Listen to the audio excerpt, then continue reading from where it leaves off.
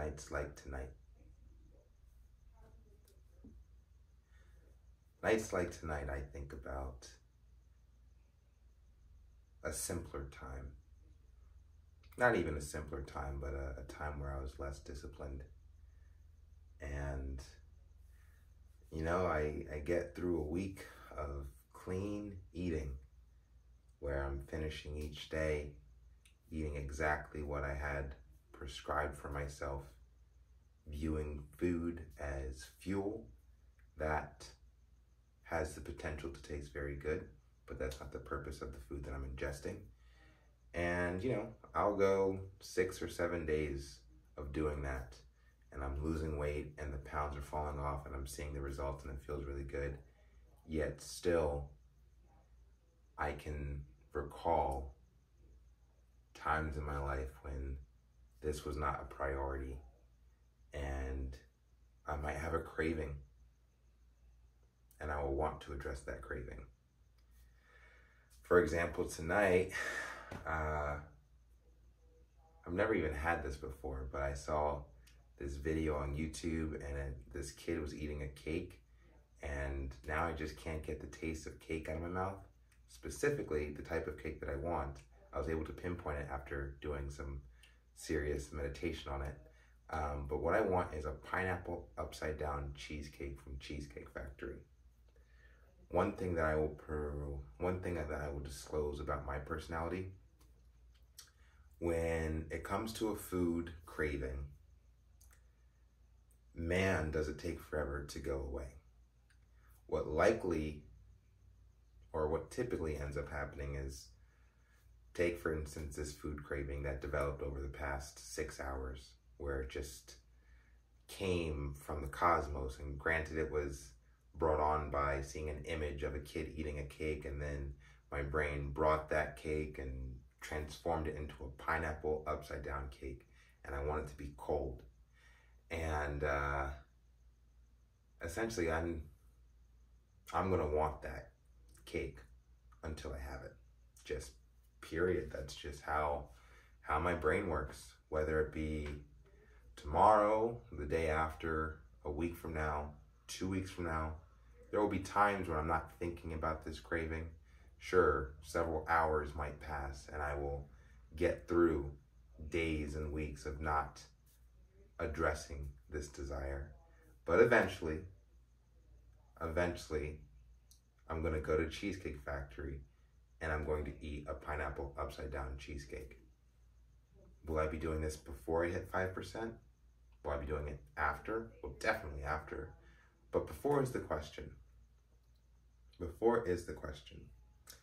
There's a number of ways that we could go about this. We could ignore the craving, and in the times that has happened, it's happened once or twice, and it usually takes about a month or two, and then all of a sudden I just forgot.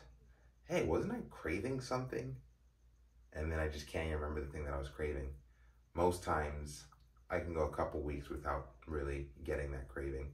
The most recent one was pizza.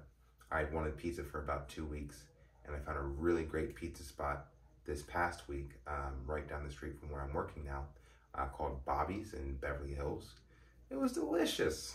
Delicious pizza. Thoroughly enjoyed it. I had 2 slices, barbecue chicken and pepperoni, and it was how I finished off a evening of binge eating, which I'm not proud of, but that is how I finished off the night. And I have been doing a very good job since then. I believe that happened on Friday or Saturday of last week. So exactly what I mean. I've gone a week of clean eating, and now I find myself here wanting something beyond my typical diet. Does this mean I have to plan a cheat day? Maybe. The beauty of this whole thing is that there really is no right or wrong way. There's just results. So what I do has to be essentially undone, or has to be compensated for. So the practice that has been the case this year, and of the 3 years I have developed not only my passion for nutrition, but also the dark side, which is binge eating, which was never a problem for me until I actually learned about calorie deficit and learned about how to lose fat by choosing what you eat and all that stuff. And that's where it was like the two showed up at the same time: binge eating and proper nutrition. It's like the light and dark side of the force, or the yin and yang. But this is the greatest handle on this issue that I've had this past year. The binges have become more infrequent, and it's for a shorter duration. And when I do have a binge, I usually compensate by fasting for at least 24 hours, if not 36 hours. And sometimes I'll fast for 2 days or 3 days. Not very frequent, especially when I'm at such a low body fat. Fasting does not feel that comfortable. The only time I am enjoying a fast is the day after eating a very large portion of food, high calorie surplus, like a 7,000 calorie day. I can fast for 2 days off of that 7,000 calories because I'm still digesting. It still literally feels like by day 2, I feels like I'm still digesting that 7,000 calorie meal. So that's the only time I'm really interested in fasting moving forward. And, using that as a tool to compensate for my binge eating habits. I would rather just not binge eat altogether, but I am grateful that I have this ability to fast to undo the work. And just to give you the perspective, that night of binge eating where I had like Taco Bell, 2 slices of pizza, 8 cookies, French fries, all like, just when I go in. And even on that night when I ended up eating 7,000 calories, before that day, I was 193. I gained 3 pounds that night, got all the way up to 196 pounds, fasted for a day, and then for the entire of this week, it's been 7 days now, I have had to lose all of that weight. So I'm now at 190. So I lost the 6 pounds that I gained from last week. And, it's like, I'm neither upset nor am I proud of it. Because at the start of last week, I was 189. And, at the end of the day, I'm keeping the muscle and I am losing fat very slowly, but I am losing it. We could definitely speed up the process if I was more disciplined. And I have worked in ways to work around my lack of discipline, but it doesn't change the fact that my goal would be executed more effectively if I had a lot higher level of discipline.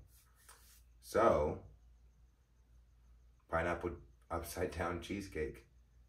How does that translate? I think if I were to treat myself to it, I would either, I don't know, I see 3 options. 1, don't eat it.